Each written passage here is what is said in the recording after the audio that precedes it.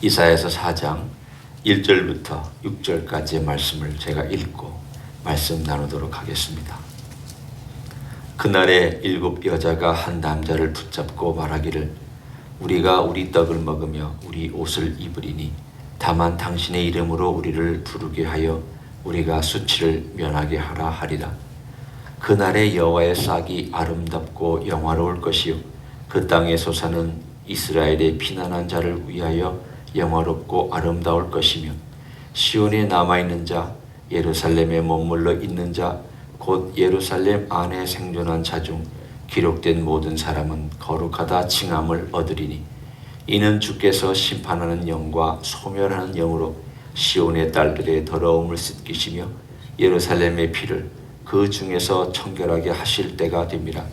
여호와께서 거하시는 온 시온산과 모든 지폐 위에 낮이면 구름과 연기, 밤이면 화염의 빛을 만드시고 그 모든 영광 위에 덮개를 두시며 또 초막이 있어서 낮에는 더위를 피하는 그늘을 지으며 또 풍우를 피하여 숨는 곳이 되리라. 아멘. 사장은 짧지만 아름다운 장입니다. 왜냐하면 그날의 아름다움을 묘사하고 있기 때문입니다. 그날은 단순히 심판만 있는 날이 아닙니다. 심판과 구원이 같이 옵니다. 하나님의 징계와 하나님의 구속이 같이 나오는 날입니다. 그건 상당히 긴 기간을 의미합니다. 한 날이라고 해서 짧은 시간이 아니라 그 날 전체는 메시아의 왕국, 이 땅에 올 메시아의 왕국이 존재하는 날이기도 합니다. 오늘 여기에 먼저 4장 1절을 보면 3장과 연결되는 심판과 또 그 시대의 어려움에 대한 이야기가 1절에 비유적으로 묘사되어 있습니다. 7 여자가 한 남자를 붙잡고 매달린다라는 이것은 7 처녀가 한 청년을 붙잡고 나와 결혼해 달라. 내가 당신의 이름으로 가정을 꾸리고 싶다. 그 뜻입니다. 바꿔 얘기하면 남자들이 얼마나 많이 죽는지, 여자들이 그 숫자가 많아질 정도로 그 시대의 비극을 이렇게 비유적으로 노래하고 있습니다. 그렇잖아요. 옛날에 전쟁에 나가면 남자들이 자원하든 끌려가든 징집되든 군대로 가서 전쟁에서 죽습니다. 지금의 러시아가 그러지 않습니까? 20만의 남자들이 죽었느니 몇십만이 죽었느니 하는 그런 얘기가 나오는데 그런 일들이 더 비극적으로 마지막 전쟁 때, 마지막 일어나는 때에 그렇게 죽어갈 것이다. 그래서 여자들이 한 남자를 붙잡고, 이런 우리가 보면 말이 되는 일입니까? 예, 이런 비슷한 일들이 일어날 것이다. 비극에 대한 한 측면을 이렇게 묘사하고 있습니다. 얼마나 큰 비극인지 성경은 계속 노래하지만 하여튼 이 날에 모든 것이 다 뒤집어지고 인간의 문명이, 인간은 그래도 이성이 있잖아.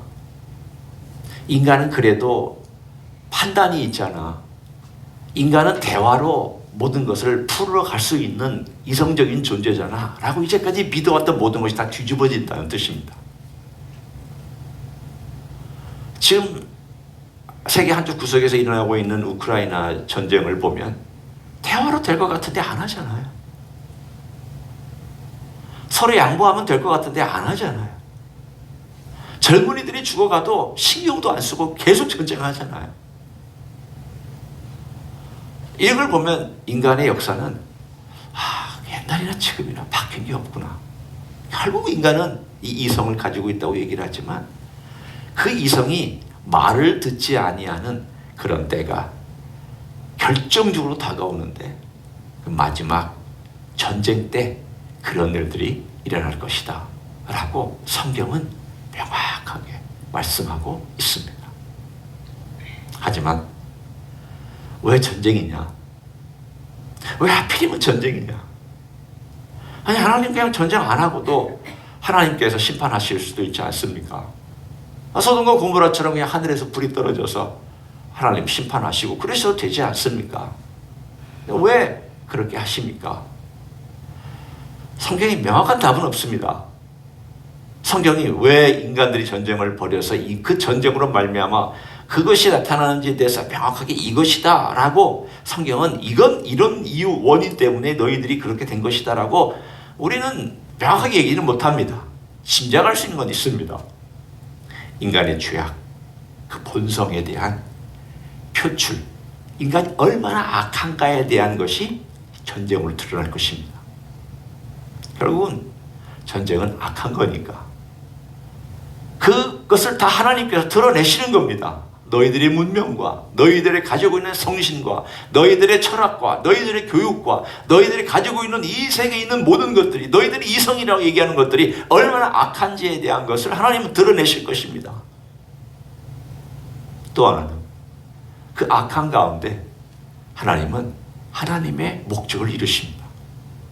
이건 참 어렵습니다. 왜 말하기 어렵느냐면 왜 하나님은 악을 통하여서 하나님의 선을 이루십니까? 왜 하나님은 악한 것을 사용하셔서 하나님의 목적을 이루십니까? 우리는 그렇게 못합니다. 우리는 모르기 때문에 그렇게도 못하고 무엇이 선인지 무엇이 악인지도 모르기 때문에 그렇게 못하고 어떤 결과가 다가올지를 모르기 때문에도 못합니다. 여러분이 나 이 악을 사용해서 선을 이루겠다고 그러면 다들 말릴 것입니다. 아니, 그건 안 돼. 그건 옳지 않아. 우리가 그렇게 얘기할 수 있잖아요. 근데 하나님은 그렇게 하신단 말이죠. 하나님은 우리하고 차원이 다르고, 첫째, 우리는 피조물이고 하나님은 조물주시고, 우리는 죄된 인간이고 하나님은 거룩하신 분이고, 우리는 미래를 알지 못하고 하나님은 미래를 아시고, 우리는 이 땅에 있는 죄에 대해서 우리의 책임을 져야 되지만 하나님은 이 땅에 있는 죄에 대하여 피조물에 대한 조물주의 심판이라고 하는 하나님의 주권을 가지고 계시기 때문에 우리는 같은 차원에서 우리 인간은 이러니까 하나님도 이럴 것이다 라고 생각할 수는 없습니다. 다만 한 가지 우리가 분명히 얘기할 수 있는 것이 있습니다. 아, 인간은 대가를 지불하는구나. 인간이 얼마나 악한지도 드러나지만 이 악한 것으로 말미암아 그 대가를 지불하는데 하나님께서 전쟁이라는 것을 사용하시는구나. 마치 유다가 멸망하는 것과 비슷합니다. 하나님께서 바벨론이라고 하는 아주 그야말로 역사적으로 보면 악한, 그러니까 성질이 나쁜 제국입니다. 아수르도 정말 잔악한 문명이었지만 바빌론도 그 시대에 제일 발달한 문명이라고 하자면 제일 잔인한 문명입니다. 왜냐하면 다른 민족들 철저하게 짓밟았으니까. 근데 왜 하필이면 그 민족을 통해서 유다 민족을 하나님께서 전쟁을 통하여서 심판하시느냐? 하나님의 뜻이죠. 하나님의 주권입니다. 그러나 그 전쟁을 통하여서 하나님께서 그들을 심판하시는 과정 속에 그들이 얼마나 하나님께서 왜 너희들이 내가 말할 때 듣지 않았느냐 그 수백 년 동안 하나님의 메시지에 듣지 않은 것에 대한 하나님의 심판의 한 수단으로 전쟁을 쓰셨습니다. 마지막 때도 그렇습니다. 이 전쟁은 어떤 전쟁이냐? 이 세상을 일종의 정화시키는 전쟁입니다. 말이 이상하지만 그러나 결과론적으로는 맞습니다. 전쟁을 통하여 하나님께서 계속 정화시킵니다. 심판도 하십니다. 그리고 마지막 때 이 모든 것들을 다 몰아서 인류의 모든 죄악이 한꺼번에 쏟아지는 날, 인간의 그 책임을 다 져야 되는 그날, 그 모든 것들이 다 뒤집힐 것이다. 그러나 동시에 뒤집히는 그 과정을 통하여 하나님께서 놀라운 일을 행하십니다. 이 장면을 여러분이 이렇게 한번 생각해 보십시오. 모든 것이 삭막하고 나무들도 다 베어졌습니다.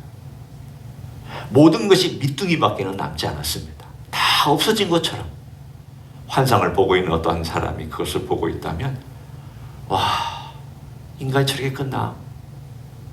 그리고 모든 것이 이렇게 소망이 없을까? 모든 게 다 사라져 버렸을까? 그런데 아무것도 없는 그 나무 밑둥이에서부터 싹이 하나가 이렇게 올라옵니다. 2절이 바로 그 메시지입니다. 그날에, 그 고통스러운 날, 그날에 어디선가 여호와의 싹이 싹 이렇게 올라와서 아름답고 영화롭게 되고, 그리고 모든 것이 다시 또 바뀌어버리는 그러한 환상을 우리들에게 보여줍니다. 지금의 이 땅도 다시 한번 전쟁으로 뒤집히지만, 전쟁으로 뒤집힌 세상을 다시 하나님께서 또 다시 마치 흙을 뒤집어 엎듯이 또 뒤집어 엎는데, 그 뒤집어 엎는 가장 핵심적인 일을 하는 존재가 그 싹입니다. 여호와의 싹이라고 나와 있습니다. 왜 싹이라고 그러느냐? 우리가 보통 밑둥이 있을 때 싹이 하나가 이렇게 옆에서 툭 하고 튀어나오면 살아있네? 그렇게 말하잖아요. 죽은 줄 알았는데 살아있네. 생명이 그 안에 있었구나. 그래 나중에 알고 봤더니 이 옆에 나온 싹이 본 이 기둥보다도 더 강력하게 자라서 큰 기둥을 이루고 나무를 이루는 그걸 보면, 와, 이거 기적 같네, 이렇게 얘기할 것이에요. 오늘 그 이미지를 그대로 갖다 하나님이 주신 영감을 가지고 이사야는 사용하고 있습니다. 그 싹이 누구냐? 너희들이 예상하지 아니한 메시아가 예상하지 않은 시간에, 예상하지 않은 장소에서 연약한 싹처럼 올라올 것이다. 사람들이 처음에 볼 때는 신기하네, 그렇죠, 무시할 것이다, 별것도 아닌데 조그마한 싹이 뭘 대단하다고, 이게 무슨 하나님의 일을 이룬다고 그렇게 무시할 것이다. 그러나 그 싹이 굉장히 커져서 오늘 본문에 있는 것처럼 아름답고 영화로울 것이다, 이렇게 노래하고 있습니다. 이것이 단순히 여기에만 나오지 않습니다. 선지서에 보면은 비슷한 표현들, 이사야는 여러 가지 표현들을 또 11장, 9장 이렇게 계속 얘기하지만 스가랴에 가서도 얘기를 합니다. 스가랴는 한참 후의 사람입니다. 포로 후에 선지자 역할을 했던 사람입니다. 이사야보다 약 300년에서 350년 후의 사람입니다. 이 사람이 뭐라고 예언했는지 한번 보십시오. 스가랴서 3장을 제가 여러분에게 읽어드립니다. 3장 8절, 9절, 10절 제가 읽어드립니다. 대제사장 여호수아야, 너와 네 앞에 앉은 내 동료들은 내 말을 들을 것이니라. 그들은 예표의 사람들이라. 내가 내 종 싹을 나게 하리라. 만군의 여호와가 말하노라. 내가 너 여호수아 앞에 세운 돌을 보라. 한 돌에 7눈이 있느니라. 내가 거기에 새길 것이며 이 땅의 죄악을 하루에 제거하리라. 만군의 여호와가 말하노라. 그날에 너희가 각각 포도나무와 무화과나무 아래 서로 초대하리라 하셨느니라. 300년 후에 예언자로서 선지자로서 역사했던 이 스가랴라는 사람이 똑같이 비슷한 표현을 씁니다. 내 종 싹을 내가 나게 하리라. 그래서 그가 이 모든 것들을 다 죄악을 하루에 제하리라. 하루라는 말은 이 하루라는 의미가 있지만 짧은 시간이란 말도 있고, 혹은 짧은 시간 동안 일어난 급박한 어떤 사건이라는 뜻도 있습니다. 일이 일어나리라. 그럼 도대체 이게 뭘 의미하는 걸까? 이스라엘 민족에게는 어떤 의미일까? 그것이 12장에 가보면 이렇게 표현되어 있습니다. 스가랴서 12장입니다. 스가랴서 12장에 보면 이렇게 표현되어 있습니다. 내가 다윗 집과 예루살렘 주민에게 은총과 강구하는 심령을 부어주니 그들이 그 찌른 바 그를 바라보고 그를 위하여 애통하기를, 독자를 위하여 애통하듯 하며 그를 위하여 통곡하기를, 장자를 위하여 통곡하듯 하리라. 그날의 예루살렘에 큰 애통이 있으리니 무기또 골짜기 하다드림몬에 있던 애통과 같을 것이라. 무기또 골짜기 하다드림몬에 있는 애통이라고 하는 것은 요시야 왕이 죽었을 때 이야기입니다. 여기서 요시야 왕이 전쟁을 치르다가 가장 선한 왕, 어떻게 보면 다윗보다도 더 대단한 왕. 왜? 인간의 가장 악한 상황 속에서 그 상황을 바꾸려고 애썼던, 처절한 몸부림을 했던 왕 요시야. 저는 어떤 면에서 다윗보다도 더 훌륭하고 다윗보다 더 대단하다는 생각을 합니다. 정말 어렸을 때부터 하나님을 위하여 애쓰다가 39에 전쟁에서 전사에서 죽은 왕. 그 왕 때문에 온 유다가 슬퍼했고 에레미야는 제일 슬퍼했습니다. 하나님께 소망을 두고 이제 이 왕 같은 사람만 있으면 우리나라도 소망이 있다라고 그렇게 꿈을 꾸던 왕이 죽자 모든 건물과 나라와 소망과 꿈이 다 무너져 내린 것 같은 그런 절망스러운 애통함이 바로 이 무기또 골짜기에 있었는데, 그런 큰 애통함이 장래에 너희 민족에게 있을 것이다. 누구 때문에? 오늘 본문에 나와 있는 바, 그 찌른 바 그를, 너희들이 찔렀던 그 메시아, 너희들이 죽였던 그 메시아, 너희들이 처형했던 그 메시아를 너희가 바라보고 너희가 하나님의 은총을 구하리라, 회개할 것이 있으리라. 이것이 하나님께서 미래에 주신, 특별히 이스라엘 민족에 주신 메시지입니다. 다시 돌아와 봅니다. 이사야 4장은 바로 그것을 먼저 노래합니다. 어떤 특징이 있는지 한번 보십시오. 첫째, 여호와의 싹이 아름답고 영화로울 것이다. 둘째, 그 땅의 소사는 이스라엘의 피난한 자를 위하여 영화롭고 아름다울 것이라. 계속해서 아름답고 영화롭다, 영화롭고 아름답다 얘기하고 있습니다. 셋째, 4절에 주께서 심판한 영과 소멸한 영으로 시온의 딸들의 더러움을 씻기실 것이다. 아까 우리가 읽었던 스가랴와 비슷한 표현이죠. 넷째, 5절에 보면 여호와께서 거하신 온 시온산과 모든 지표에 낮이면 구름, 연기, 밤이면 화염의 빛을 만드시고 모든 영광에 덮개를 두실 것이다. 여호와의 임재가 덮을 것이다. 마치 광야에서 구름 기둥과 불 기둥으로 했던 것 같은 똑같은 역사가 있을 것이다. 왜 이사야는 이런 노래를 부르고 있습니다? 소망의 메시지잖아요. 절망하지 말라는 겁니다. 예, 물론 죄악 때문에 심판받고 우리의 미래가 그렇게 암담할지라도 하나님께서 은혜를 베푸셔서 그 너희들이 마지막이 아니라 남겨놓은 자들을 하나님 남겨놓으셨고, 하나님께서 그 남겨놓은 자를 통하여 새로운 역사를 이루시고, 하나님은 또한 새로운 일들을 행하실 텐데 그 주인공이 하나 존재한다. 바로 그분이 여호와의 싹이다. 메시아가 장차 올 것을 예언하고 있는 메시지. 메시아가 온다. 메시아가 온다. 이사야만큼 메시아에 대하여 자주 명확하게 노래한 다른 책이 없습니다. 메시아에 대한 계속 노래합니다. 저는 이사야서가 왜 존재할까? 물론 여러 가지 존재하지만 예수님을 가리키기 위해서 이 66장이 존재한다고 믿습니다.